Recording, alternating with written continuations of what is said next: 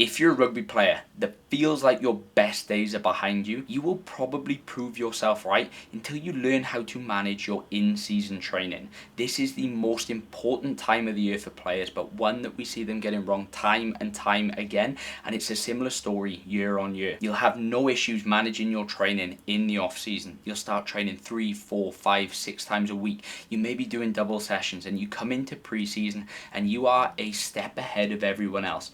But the same issue rolls around. The Tuesdays get hard, the Thursdays get longer, and the Saturday games take the toll on the body, and it leaves you juggling exactly how to balance your playing time on the pitch with your performances in the gym. Afraid to give your training that effort that it needs to actually progress for the sake of it taken away on the weekends. But then you find yourself getting weaker, slower, and your performance is tanking on the pitch because you were not the athlete that you were when you started the season. And after working with over 300 athletes, this is the trap that I see kill more careers than any injury ever will. And in this video, we're going to show you exactly how we fix it for our athletes so you can go and apply the principles to your training to make sure that you finish the season better than where you started it. So the first step is a pretty simple one. You need to reframe your expectations and change your mindset around what is actually possible when it comes to your training in season. Now, I know you're sat there thinking, well, I've had a real good off-season, pre-season. I'm a much better athlete than when I first started. Surely I can just maintain this and slack off massively. But this isn't true. And while I am a firm believer that if you have a blistering off-season, you can change the entire trajectory of your career. And we've seen it with athletes that come in, graft for 16 weeks and become a completely unrecognisable player. They're stronger, they're fitter, faster, more conditioned, and they are playing their best rugby yet. The issue is, that is for maybe 1, 2, 3 weeks of the year after that pre-season. And the in-season is the longest period of time for rugby players. You are going to be playing for anywhere between 30 to 36 weeks, which is pretty much 2/3 of the year. Now, if you take that over your entire career, you maybe play 10 to 12 years. So if you just maintain through the in-season and bimble along, you are going to be wasting 6 to 8 years of your career of physical development that will help you become a better player. So let's give you an example of this. We've got athlete A who's had a real good off-season and is just going to maintain.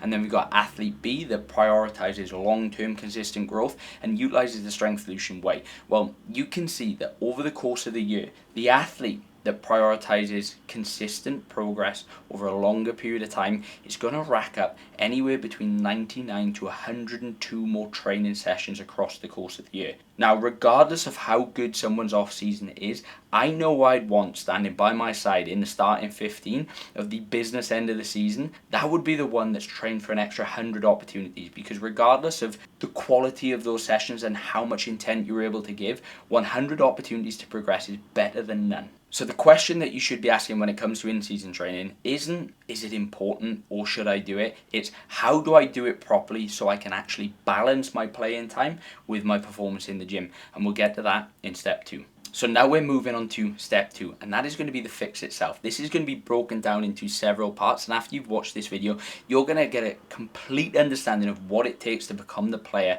that your coaches can trust. First things first, the goal of your strength and conditioning is pretty simple, and that is to develop the general qualities of athleticism that allow you to excel in your sport. I am a firm believer that better athletes make better players, because if you're stronger, you're fitter, you're faster, you're more conditioned, you can tolerate the game demands much better than someone who isn't. Now, for rugby, there's 4 key areas that you need to work on to ensure that you do this: strength and hypertrophy, speed, explosive power, and conditioning. And we call these the core 4, and they're going to be your biggest drivers of performance on the pitch. And juggling the core 4 becomes one of the hardest things about designing an effective training program for athletes, because if you take bodybuilders, for example, bodybuilders have one goal, and that is to get as big as possible, which means that they can pool all their training resources into the hypertrophy bucket to get as big as possible. They don't really care about speed and power, conditioning, or even strength for that matter. And then you've got maybe marathon runners on the other side of the spectrum whose goal is to run as far as they can, as fast as they can. Well, they don't really care about strength. They don't really care about explosive power. They just care about being conditioned enough to do that. But the issue is, if you take that same approach with your rugby S&C, you're always going to be held back by your weakest link in the chain, because every 80-minute game demands strength, speed, power, and conditioning. And you've probably seen players that take that approach on your team. You maybe have the powerlifter that's super strong, nails some scrums, but gets gassed out after 10 minutes and is essentially useless for the remainder of the game. And you may have that really fit player that does a lot of running, but every time he gets into contact, he gets thrown away because he just doesn't have that size and strength to be able to tolerate the game demands. And that is the reality of rugby. You need to make sure that you're balancing your strength, your speed, your power, your hypertrophy, your conditioning across the course of a training year. And in the off season, because you have so much training volume allocation, it's quite easy to bring all those qualities up at the same time. For example, you may be a rugby player in the off season that's spending 30 to 40% of your training volume towards strength and 30 to 40% of it towards hypertrophy. You're building up that base, which means that you've only got like 10 to 20% to play with speed and power, and maybe 10 to 20% to play with conditioning. And then as we move into the preseason, we maybe change gears a little bit. We may put a little bit more into that speed and power basket, where we're looking at maybe 30 to 35% of our training volumes dedicated towards that. We bring the hypertrophy down to around 15-20%, the same for strength, and conditioning we bump up a little bit. But that still makes it pretty simple to manage, and it's why athletes are able to have a great off season but struggle to do it in season, because there's one big spanner in the works with this, and that spanner is, when it comes to the in season, is you actually need to factor the demands that the game will place on you every single week. For example, you may be traveling 5 to 7 kilometers of running, you may be having countless high speed exposures, and you may be going through anywhere 15 to 30 collisions every single week. Then couple that with the fact that every Tuesday and Thursday you got your dose of mental toughness, and when you factor that in, you can see that rugby takes up the majority of your training resources every single week, which means the adaptive energy that you do have is often spread too thin if you're trying to bring up all those qualities at once. Think of it of going into a club and trying to chat up as many birds at the same time and leaving with none. That is essentially what most players do every single week when it comes to their training. So rather doing a bit of strength, doing a bit of speed, doing a bit of power, doing a bit of conditioning, here's the approach that we take at the Strength Solution, and it's a pretty simple fix. Well, we identify your emphasis quality, and this is going to be the quality that you dedicate the most training resource to. And the way you find this out is ask yourself, where am I falling short in games? Am I gassing out? Am I losing collisions? Am I not fast enough? This quality is going to be the one that essentially you develop and you make the most meaningful improvements on your performances on the pitch. Then all the other qualities you just stimulate to enough of a dose so that you don't go backwards on any one quality. So while yes, we maintain some qualities, we develop another, and that is exactly how you make meaningful progress in season. So what this looks like in theory is your sport may take up 30 to 60% of your adaptive energy, which means that that development quality is going to be anywhere from 25 to 40% depending on the training week that you've got, and your stimulation quality is going to be anywhere from 15 to 30%. That way you have a logical way of organizing your training and knowing what to prioritize each and every single week to make meaningful progress, and that change is pretty simple. The shift is a pretty simple one. When your sport kicks in and takes up the majority of your training time, you need to make sure that you plan the rest of your training to complement it, not complicate it. Which means you just need to narrow your focus, identify the one key variable that's going to make the biggest room for improvement, and hammer that home while maintaining the rest. So now we're moving on to part B of the fix, and that is all about designing your perfect microcycle. Now this is one of the single biggest performance enhancing things that you can do for your training, because once you've identified what qualities you need to develop, you need an actual plan on how you're going to do that effectively, and that is where your microcycle comes in. Now, for the purpose of this part, we're going to talk about a microcycle being a training week through a Monday through to Sunday, and in that period, you're going to need 4 different types of session. You're going to need developmental days, stimulation days, priming days, and reset days. Developmental days are pretty simple. These are going to be your biggest bang for your buck training units, and they're going to be the furthest away from your game because they are going to require the most recovery cost from them. Think of these days of doing the most intensity, the most volume, and really honing in on the weaknesses that you've identified and making sure that they're no longer a weakness. Next up, we have our stimulation days, and these days are just to keep things ticking over and stimulate those qualities that are already maybe a strength of yours. These sessions are going to be lower in volume and can be placed closer towards game day. The next session on the list are your priming sessions, and these are going to be done game day -1. So if you play on a Saturday, this is going to be your Friday session, and these sessions have a very simple goal: to prime you to perform your very best on that Saturday. They're going to be super short, super sharp, low volume. We're going to keep the intensity high, and these are going to be speed, power, and shortened range strength exercises that are essentially going to allow your body to prime its nervous system 24 to 48 hours later to play at your very best the next day. And then the final session out of these 4 categories are going to be your recovery days. Now, these are normally done game day +1, and essentially their purpose is to just get the body moving again. You're going to be doing some very easy bodybuilding stuff, mobility, yoga. You're going to be going for a minimum effective dose, and you're just going to get your body moving to reset and recharge from the 80 minutes that you've just played. And those are the 4 sessions that you need in your microcycle to be effective. So here's how this looks in practice. Picture you're a professional, you can train whenever you want. Your training microcycle could look something like this. On a Monday, you can do your upper body strength and power, and then on a Tuesday, you're going to be doing your excels, your lower body strength, and your team training. Wednesday, you're going to take off. Thursday is going to be full body power and shortened range strength with some max velocity with your team training. Friday, you're going to take off. Saturday, you're going to be playing. That is going to be 3 sessions a week of high quality work. Your developmental stuff at the start of the week, your stimulation stuff towards the end of the week. But say you don't have the luxury of training whenever you want, doing double days, we'll call this split the realist. You could look at something like Monday, you're going to do a full body session and it's going to have a lower emphasis. Tuesday, you're going to do your excels with your team trainers, a 10 to 15 minute top up. Wednesday, you're going to do another full body session, and that is going to be a more upper body focus. Thursday, you're going to do your max velocity and your rugby, and then on a Friday, you're going to do your primer day. And that is going to be 3 simple sessions that you can tick off across the course of the week. Normally Monday, Wednesday, Friday evenings, the same time that you train for rugby, which is going to allow you to perform on that Saturday. And then if you're someone with limited minutes, or say you're a student, someone with all the time in the world, and you want to put all your eggs into becoming the very best player, your split could look like on a Monday, you do your upper body strength training, you head to the field for your acceleration work. On a Tuesday, you do your lower body strength and your rugby training. Wednesday, you throw in a lighter upper body session with some off-feet conditioning. Thursday, you turn up to team training, you do your max velocity and call it a day there. Friday, then you jump in and you absolutely smash a priming session. Saturday, you hit your game, and then on Sunday, you hit your full body hypertrophy for your recovery session. As you can see, there are many different variations of how we can actually structure your training week. But here's the thing, the best split isn't the one that looks the best on paper. It is the one that you can commit to consistently throughout the course of the season, because that is how you're going to have your best season yet. Not shining really bright and then dying off like a wet fart. It's about maintaining things consistently. And I know this part of the puzzle is one of the hardest things for players to get right.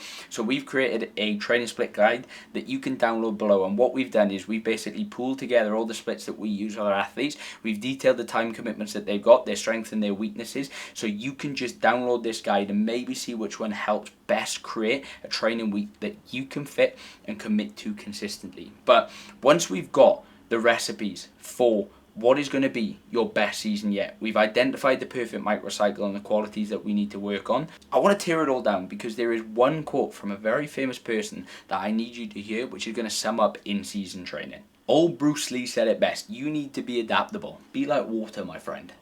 Be formless, shapeless, like water. Because the reality is every single week doesn't look the same. Some weeks you may have a really heavy week on the pitch. You've had hard training sessions Tuesday, Thursday, and Saturday's game was an absolute slog where you've played 80 minutes and you've battered your body. Well, if you take the maximalist approach, you're probably going to need to dial things back. Otherwise, you're going to run into issues. And if you're someone that takes a minimalist approach when it comes to in-season training because of the commitments that you've got, but you don't have a game that week, well, you don't need to follow that same split, and you can actually utilize that Friday and Saturday as developmental days that are going to help push the needle in terms of your performance. And if you've got a short turnaround 1 week, say you've played on a Saturday, then you got Friday night lights, well, you're going to do less developmental stuff, more stimulation work. And if you've got an 8-day turnaround, we just switch that around. And here's the biggest trap that I fell into my whole career, and I don't want you to make the same mistake that I did. And that is, if you're that kind of bench warmer player, the one that's maybe getting 10 to 20 minutes off the bench, which was me pretty much my entire career, I was told and I was always dubbed to be that breakthrough player, the one that's going to get that opportunity, and this season would be my season. So when the season would roll around, I was on the bench week in, week out, I would scale back my training massively. But the reality is, if you're not playing minutes as a rugby player, you don't need to treat your in-season like an in-season. You just treat it as an off-season, because that is the perfect time for you to get ahead of everyone else, because you don't have the stress of that rugby taking up the majority of your training volume, so you need to spend it elsewhere. So don't be too cautious. If you're not getting a lot of minutes throughout a block of games, push your training massively and become a better athlete that's going to allow you to be a better player. And that is why we always say we write our plan in whiteboard marker, not permanent pen, so we can adapt and adjust and tweak it to give you exactly what you need when you need it, to make sure that you can step up as that player that you can be. And we need to take this loose approach when it comes to your exercise selection as well. It is very easy to get caught up in building up your KPI lift, and we've got a whole video running through the 8 minimum performance standards that you need to hit, which is going to identify exactly what lifts are holding you back. But the reality is, for a powerlifter, the sport is a squat. For a rugby player, the sport is how much lower body force can I produce in the time frames that I need to produce it. So you are not governed to an exercise, which means we always modify, we don't miss. If your knees are playing up and you've got scheduled back squat, you can always box squat, you can trap bar deadlift, you can RDL, you can change the exercise to make sure that you can still hit your strength stimulus, because the adaptation is the most important thing. If you've got a bench press plan but you're having some issues because you picked up a couple of stingers, well, you can landmine press, you can overhead press, you can vary the exercise as much as you need to make sure that you can keep consistently progressing every single session. And once you have got all these things in place, the mindset that you're going to progress, the understanding of what qualities you need to develop, and a training program that supports that, and the ability to adapt and adjust that to whatever phase. In-season training is all about balancing recovery, and this is one of the big buzzwords in the fitness industry right now when it comes to things. It's all about recovery. So I'm going to detail exactly what you need to worry about in season to make sure that you're recovered and ready to play every single weekend. I want you to think of your body having a battery much like an iPhone would. If you constantly use your phone and you're scrolling Instagram, you're on FaceTime, you're watching these wonderful videos that we put out, you're going to start to drain that battery. And that is like training for yourself. If you're trying to get stronger, faster, play rugby, all those activities drain that battery. So you need to find ways to put that battery on charge, and those are going to be your recovery methods. Because if that body battery runs flat, we have no adaptation energy. And if we have no adaptation energy, we have no progress. And if we don't progress, that is when shit performances come in. To keep recovery simple, we use Dr. Peter Tierney's cost-benefit recovery quadrant. And essentially our job when looking at this is to identify the highest benefit and the cheapest modalities. And they're going to be the conventional big rocks: sleep, hydration, nutrition, movement, aerobic capacity, stress management. They're going to be the biggest bang for your buck things when it comes to recovery. Now, there are going to be things on this list that have a moderate benefit that come with a cost. These are going to be things like massage, going to be things like your ice tub, your cryotherapy, your compression, your supplements. But without having the big rocks in place, those things are like putting glitter on a turd. Pointless unless you've got the big things in place that are going to actually drive the needle. And here's a hard fact for you rugby players. You can't say that you're all about recovery, preaching that you go to the ice bath, if you consistently sink 10 pints every single weekend and eat like a child. Because there are going to be some things that are going to totally fuck up your recovery. Alcohol, not looking after your sleep, eating like a child. So you want to make sure that throughout all this recovery, it's about doing less, not more, and doing better with the things that actually move the needle when it comes to your performance. And that right there is a complete guide on how to manage your in-season training so you can have your best season as a rugby player in 2025. This was the video that I wish I stumbled on, because this was the single biggest regret that I've got with my career, is not maximizing the in-season effectively. And I feel like if I'd have followed the steps that I've outlined in this video, my career may have looked different. So remember, your best days are not behind you. They're in front of you if you learn how to manage your training. And if you want help applying the principles to you personally, you can hit the link in the description to work with us on a one-to-one basis. Or if you're looking for more information on how to step up your rugby, click this video, because these are the 36 lessons I wish I knew when I first started playing.